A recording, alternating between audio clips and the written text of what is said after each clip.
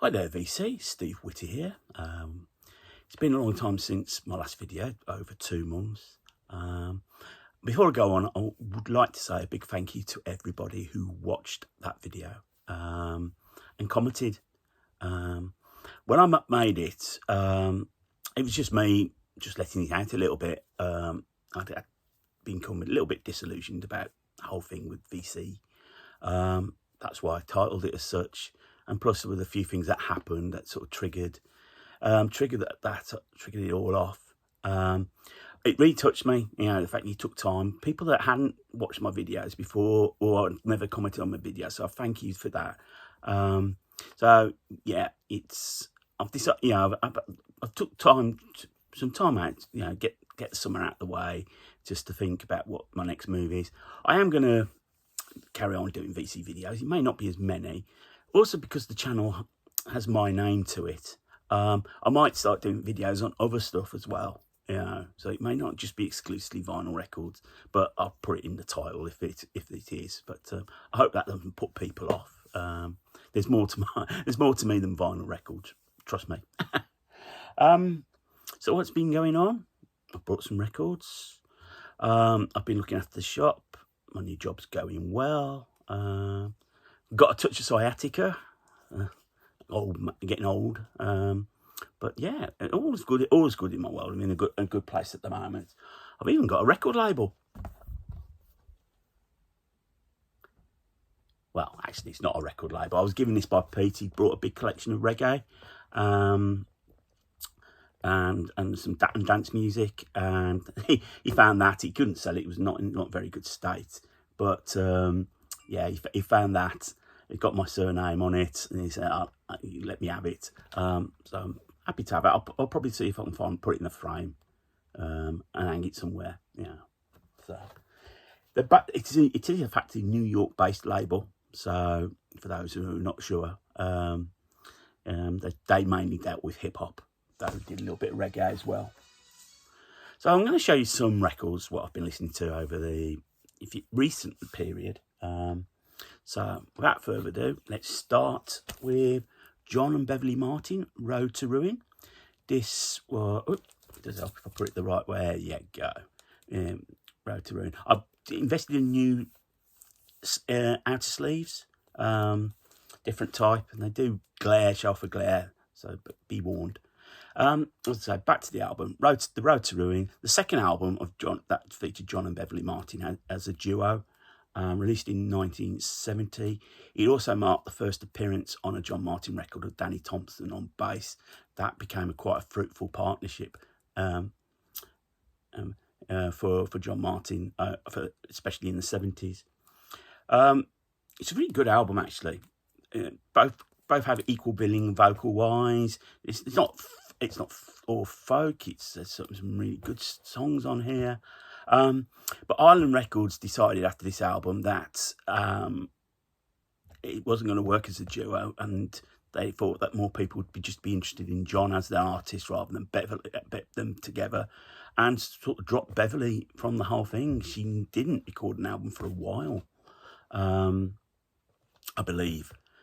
The marriage, they stayed married for a period of time, but they ended up getting divorced. And those who know about John Martin, he had a bit of a mean streak in him, liked to drink. I think it may involve being a bit physically abusive towards Beverly. But there you go. Great album. I'm slowly building up my John Martin collection. He's always someone that's worth checking out. Next, this is Pavement, Slanted and Enchanted. Reissue came out a couple of weeks ago. It came out, I'll show you the vinyl, red, black and white. I'm only aware of Pavement really through their influence on Blur, particularly around the time of the self-titled Blur album. But I've been reading that this is one of the albums to get hold of, and I've got a CD of theirs as well. And I liked what I listened to. Always liked that sort of new wave sound. That was one of the first things that attracted me to music in the first place.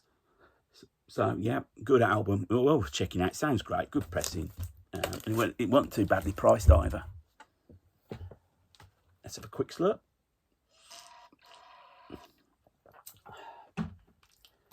Apologies, you had to hear that.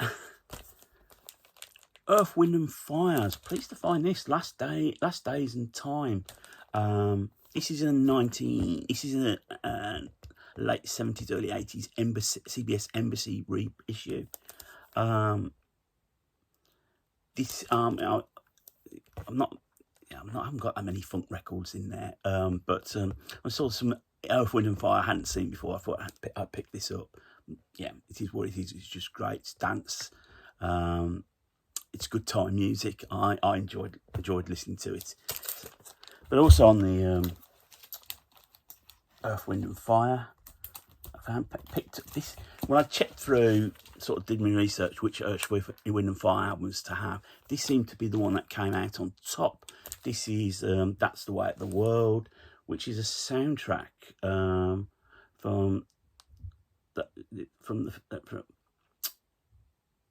it's an original soundtrack for apparently. Track on here, Shining Star, is probably the best known song on here, but again, great album. If I can see some more Earth, Wind and Fire, I've got some of the late 70s stuff, the more popular stuff. I'll certainly pick it up. I did enjoy listening to that. Next, way down. This is sort of to complete my family collection. This is the final album. It's Only a Movie. Released in 1973. It was released on Raft through Warner Brothers. I got this in the £2 bin. It's not in great shape, but if I find a better copy, I will. To be honest, the only copy I want to buy, when this album first came out, it came out with one of these paper bangers. You know, it was sort of like a paper, and you went like that, and it made a sound of a gun. It made a bang sound. That was included, and I've seen copies of this with that still intact. It does sound like a band that was running out of ideas. It's not their best album by a long chalk, and maybe in that period where it was like album tour, you know, it's very easy just to dry up. You know, you can see why bands now do the cycle of 2 or 3 years between every album. Features Jim Cregan on bass, who would go on to be featuring Rod Stewart's band. Yeah, it's not bad, but it's not up there with their best album.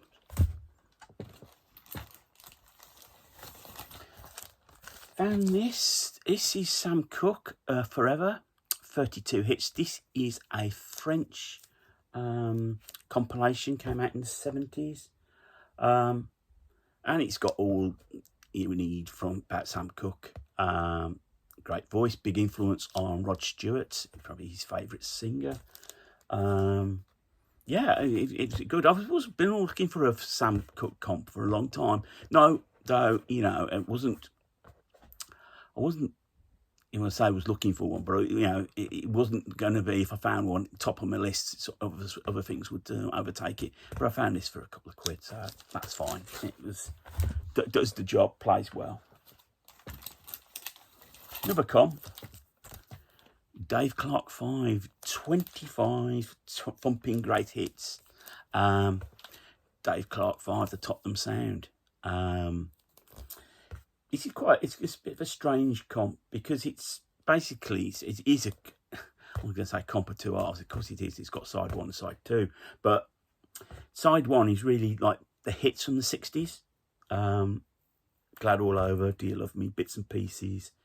Can't You See That She's Mine, Catch Us If You Can, which was the title song of the film they made. Because Over and Over, Reeling and Rocking, You've Got What It Takes, and Everybody Knows. Yeah, Dave Clark was a quite savvy bloke. He was he basically owned the rights to the song, so the band would look well looked after. And yeah, he quite astute businessman. Yeah, brought the rights to Ready Steady Go. Yeah, it's good. Now the B-side, a bit more, I think, it was recorded around that time. The only thing that wasn't, I don't think was recorded at that time, it was a song called Everybody Gets Together, which closed the album, which I think was a late single for them. But it's a great song. I think people forget Dave Clark, how big Dave Clark 5 were, especially in America. And for a guy who was from Tottenham, glad all over, I may have mentioned it before if I've talked about Dave Clark 5. It's always played when Crystal Palace, we were based in South London, come out on the field.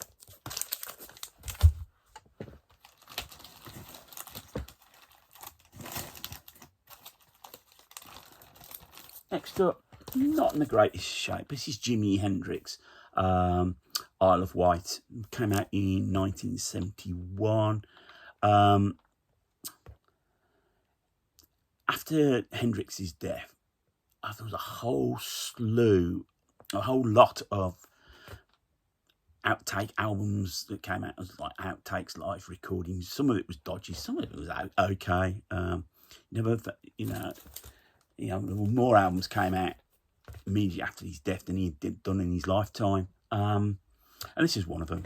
It's not a bad album. It's a live recording of the Isle of Wight Festival. So you got on here, this is where light comes in, Midnight Lightning, Foxy Lady, Lover Man, Freedom, All Along the Watchtower, and In From the Storm. Yeah, we all know that just about a month or so after this performance, Hendrix passed away.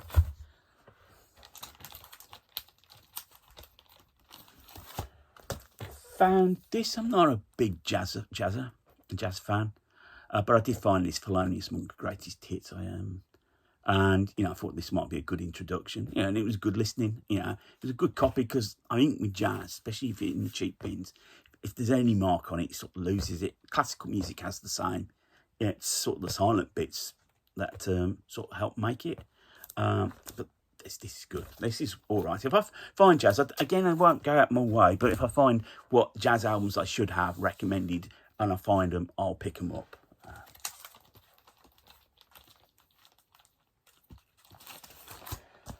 This is an album I was pleased to find. This is John Redman's Another Monday.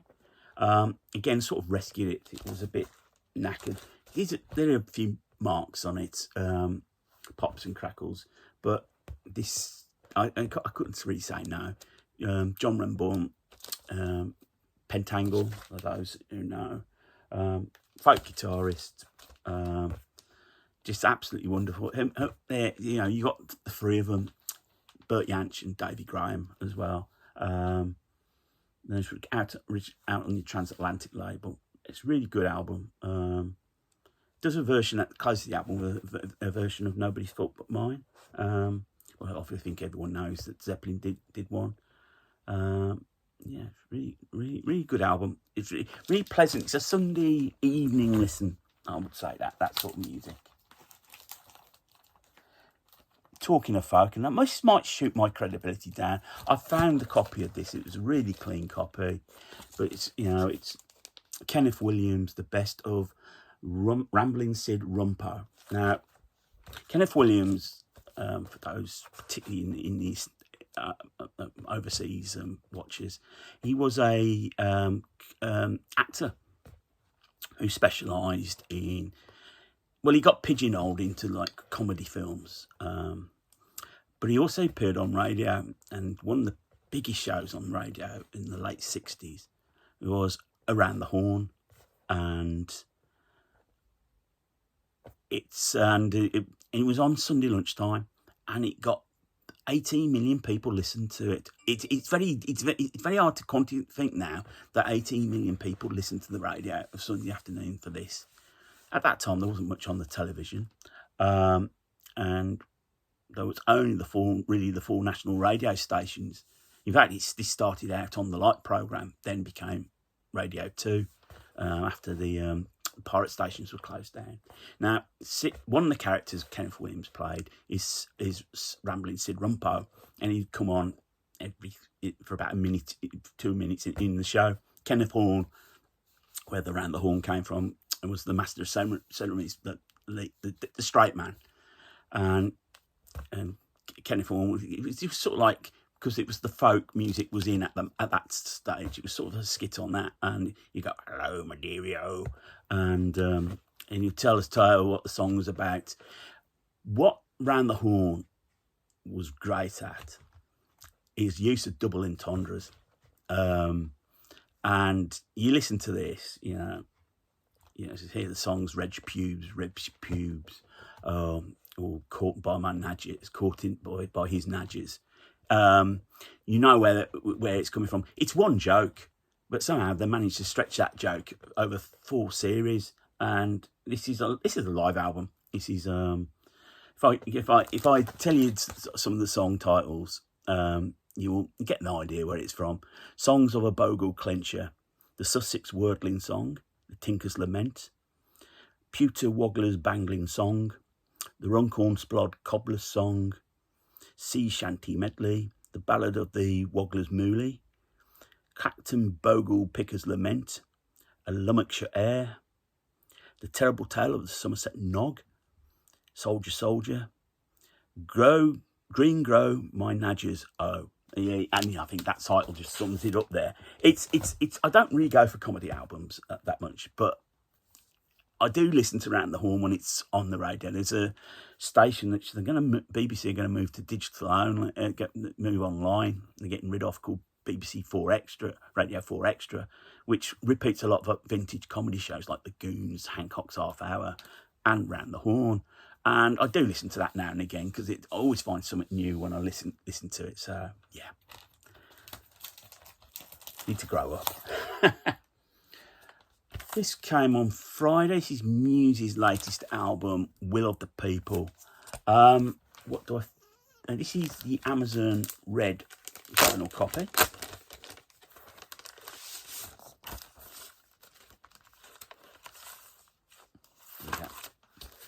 Now, what do I think of it? I've only spun it once. I spun it on Friday. I think it's just typical Muse, to be honest. I heard somebody online, there's somebody on the record shop that was sort of like does a videos showing off releases that are coming in the shop, saying it's almost too anthemic. And in a way, I do agree. The sound is it's almost like, we know our sound. It's almost a little bit too anthemic. And I do agree with that at times. It's not as good as previous albums. I'm not as big a Muse fan as my nephew. He's seen them a few times, and I keep talking him there's only one proper trio, and that's Rush. But I actually do like Muse. I do like, I think they're amazing musicians.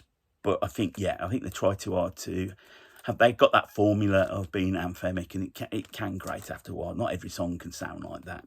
Sometimes rein it in, a bit of silence. Though I do agree with the last track on the album. I can read that. Well, I'll read it. If you can't read it, I'll read it to you. I don't care if YouTube gives me a strike. We are fucking fucked, and that's probably how it is at the world at the moment. So there you go. That's the new national anthem. And then finally, and I showed this yesterday, and I got a few comments when I put it on Instagram. It is Brian Auger's Oblivion Express. Now, I knew who Brian Auger was. Obviously, the Trinity, This Wheel's on Fire with Judy Driscoll. But I knew he'd done other things, and my interest was sort of piqued. I was given a few old copies of Shindig to read by Pete at the shop. And there was, in the one I was reading, there was an actual article on Brian Auger's Oblivion Express. I'd heard of them, but I'd never thought I'd get an album because I thought these were going to be damn expensive. This wasn't too bad. And yeah, jazz rock, if you're going to want to give it a term. Obviously, Brian Auger being the main, there's a lot of Hammond on there. And it's really good. I really enjoyed it. It's got the band there. I think there's Robbie McIntosh, who went on to become a member of Average White Band. It really is, I think, really good. It's of that sound at the time. Things like Colosseum and the like. But Brian Auger produced it. And if I see any more, and it's a reasonable price, I'll be I'll be willing to actually pick it up because I think I actually really enjoyed it. And when I showed it, I know Jonathan, Cheap and Cheerful record collector, he's because there's a different cover for the US version, and he showed a few of these albums to me. So yeah, pleased with that. Yeah, there you go. 20 minutes, crikey! I can crackle on. I'm coming back, but it might not be as frequent. So I've got a load of singles to do. I've got a load of ideas I want to do. I've really got to sit down. Now we've got the winter months coming in. I think I might have a bit of time to sit down and do a bit of prep. But yeah, thank you. Thank you for watching. If you're new to the channel, like and subscribe. Click, give us a thumbs up, thumbs down. I'm not going to ask if you want to subscribe. If you want to subscribe, I'm not particularly fussed if you do or not. So don't worry about that. I hope you get up to a good one. As I say, in the UK, it's a bank holiday weekend, so an extra day off work, which is good. I'm going to go for a coffee a bit later. Listen to some music, maybe read a magazine while I'm there. So whatever you get up to, VC, make sure it's a good one. Look after yourselves, especially in these testing times. Keep spinning, but more importantly, keep on smiling.